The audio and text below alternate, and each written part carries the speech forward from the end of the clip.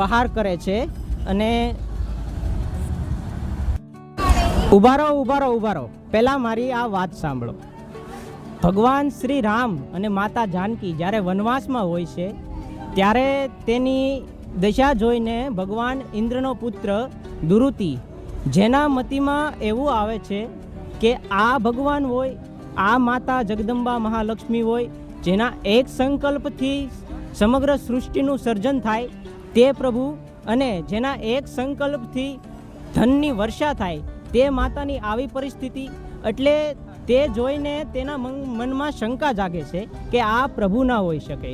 એટલે તે પરીક્ષા કરવાનું વિચારે છે અને એક કાગડાનું રૂપ લઈને માતા જાનકી ઉપર સોંચ વડે પ્રહાર કરે છે.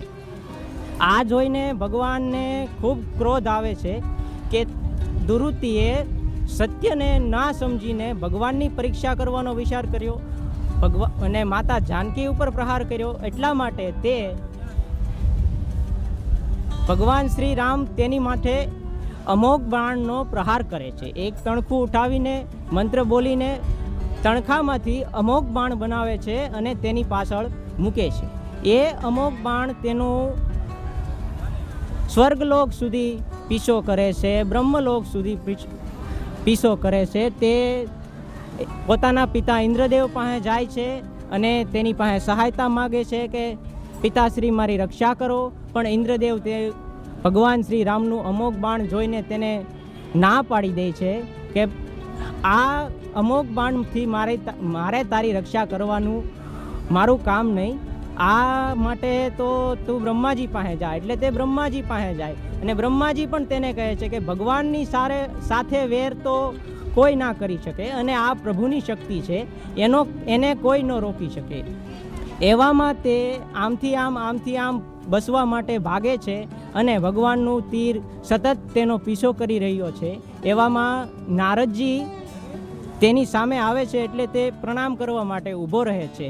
એ જેવો નારદજીને પ્રણામ કરે છે તેવામાં તે અમોઘ બાણ ઊભું રહે છે અને તે જોઈને તે નારદજીની પાસે એનો ઉપાય માંગે છે કે પ્રભુ આમાંથી બચવાનો કોઈ ઉપાય. એટલે નારદજી તેને કહે છે કે આમાંથી તો બચવાનો એક જ ઉપાય છે કે તે જેનો તે અપરાધ કર્યો છે તું એની શરણમાં જા, એટલે તે તારી રક્ષા કરી શકે.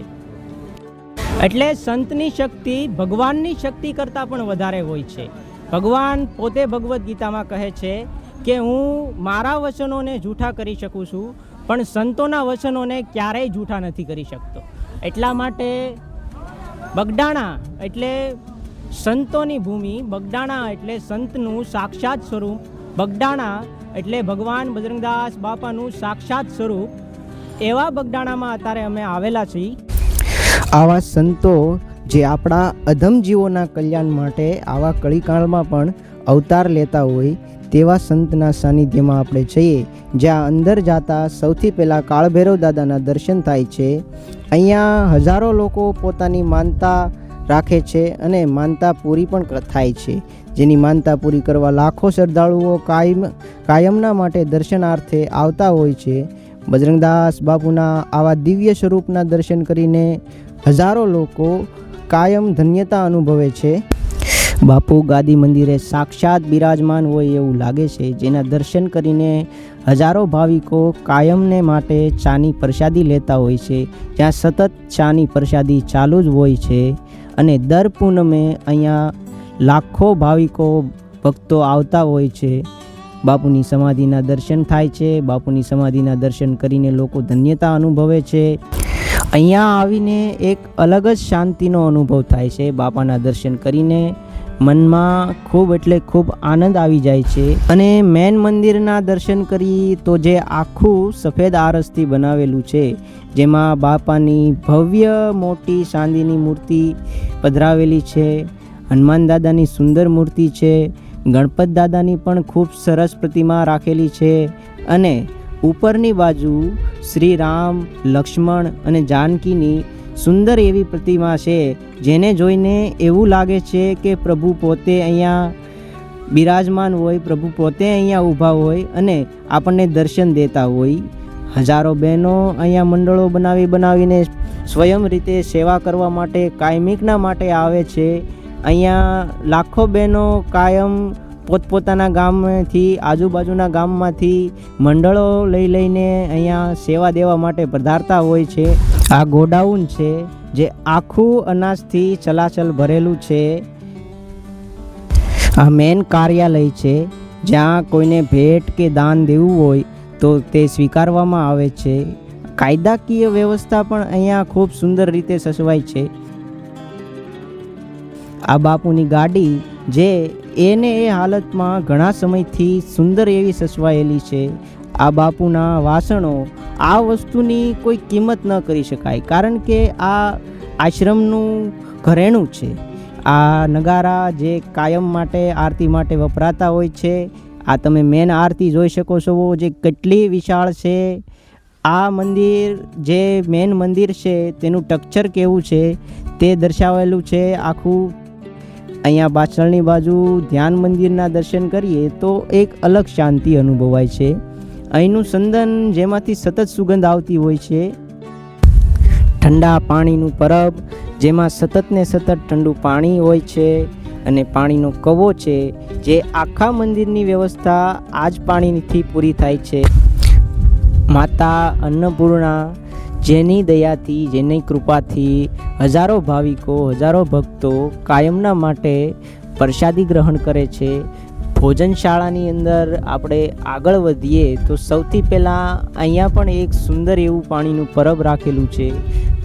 ભવ્ય વિશાળ ભોજનશાળાનો મંડપ જ્યાં લાખો શ્રદ્ધાળુઓ પ્રસાદી ગ્રહણ કરી શકે એટલી વ્યવસ્થા છે.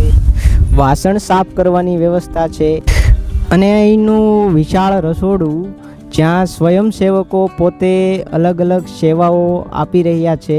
બહેનો પોતે પૂરી બનાવી રહ્યા છે. મોટા મોટા ટોપની અંદર અલગ અલગ પ્રસાદી બને છે. અલગ અલગ શાક જે બનતા હોય છે, દાળ બનતી હોય છે, તેના વિશાળ મોટા મોટા ટોપ રાખેલા છે. અને આ બધી રસોઈ કોઈ લાકડાથી કે કોઈ ગેસથી નથી બનાવવામાં આવતી.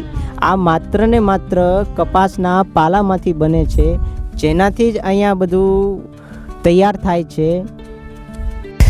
ત્યારબાદ આ પ્રસાદી બધી એક અલગ અલગ બધા ટબમાં અને અલગ અલગ બધા ટોપમાં ભરીને સેવકો પ્રસાદી વિતરણ કરવા માટે, પ્રસાદી વેચવા માટે લઈ જાય છે. તમે જોઈ શકો છો. અને આ પ્રસાદી સ્વયંસેવકો જે મંડળો હોય છે તે જ પોતે પોતાની વગર કોઈ ફી કે વગર કોઈ ખર્ચે સેવા દેતા હોય છે. બાપા સીતારામ, બાપા સીતારામ, બાપા સીતારામ, બાપા સીતારામ. જ્યાં સતત ને સતત બાપા સીતારામનું નામ ગુંજતું હોય છે. અહીંયા બહારની બાજુ નદી કિનારે, બગડ નદી કિનારે બગડેશ્વર મહાદેવનો આશ્રમ છે. એ પણ જોવા જેવો છે. ત્યાં બગડાલમ ઋષિના આપણે દર્શન કરીએ, બજરંગદાસ બાપુના પણ દર્શન કરીએ. બજરંગદાસ બાપુની એક મોટી એવી વિશાળ મૂર્તિ પણ રાખેલી છે, જેને તમે જોઈ શકો છો કેટલી સુંદર છે. બગડેશ્વર મહાદેવના પણ તમે દર્શન કરો, બટુક ભૈરવના તમે દર્શન કરો, તે પણ ખૂબ સુંદર એવા લાગે છે. નંદી મહારાજની સુંદર એવી પ્રતિમા છે. અને આ કુંડ છે જેની અંદર તમે જોઈ શકો છો કાચબા રાખેલા છે અને ભગવાન શંકરની સુંદર એવી મૂર્તિ પણ રાખેલી છે. અહીંયા બાજુમાં નાની નાની ભગવાન શંકરની શિવલિંગો પણ છે. જગદંબાની પણ સુંદર પ્રતિમા છે.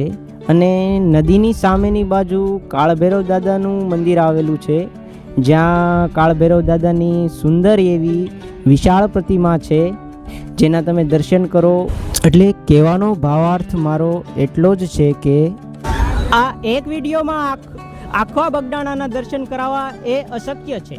આખા બગડાણાનો કેટલો વિસ્તાર છે એ તો તમારે એક દીમાં કે એક વિડીયોમાં તમે ક્યારેય ના જોઈ શકો. એના માટે તમારે બગડાણા આવવું જ પડે અને બગડાણામાં રોકાવું પડે, તો તમે જાણી શકો કે બગડાણાનો વિસ્તાર શું છે, બગડાણાની વ્યવસ્થા શું છે, બગડાણા એ કેટલું વિશાળ છે. એક જ વિડીયોમાં કે એક જ ક્લિપમાં તે કહેવું અશક્ય છે.